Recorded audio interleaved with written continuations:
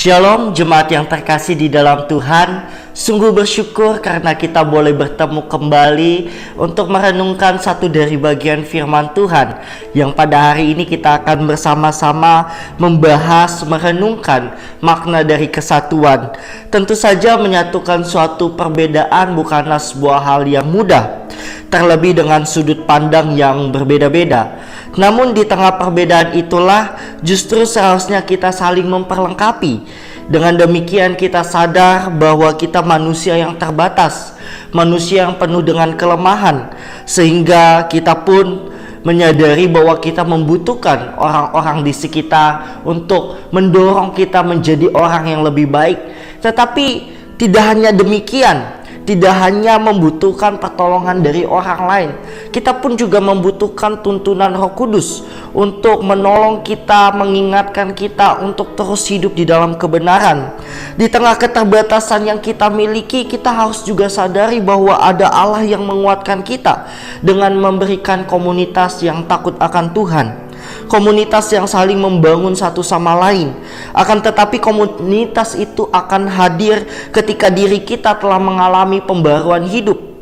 Oleh karena itu, sebelum kita menggandeng satu sama lain, maka kita harus terlebih dahulu hidup di dalam kebenaran, sehingga kita mampu untuk membawa mereka yang terhilang menjadi satu di dalam Tuhan. Hal ini pun dilakukan oleh Rasul Paulus ketika ia menulis surat di jemaat Efesus tentang keanekaragaman yang mereka miliki secara khusus dalam melakukan pelayanan di dalam kesatuan tubuh Kristus. Rasul Paulus mengingatkan jemaat di Efesus bahwa mereka yang telah hidup bagi Kristus telah dipilih menjadi anak-anaknya dan disatukan di dalam roh yang sama.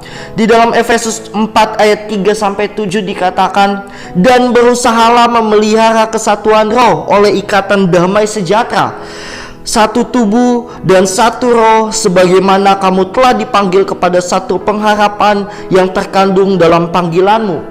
Satu Tuhan, satu iman, satu baptisan, satu Allah dan Bapa dari semua, Allah yang di atas semua dan oleh semua dan di dalam semua.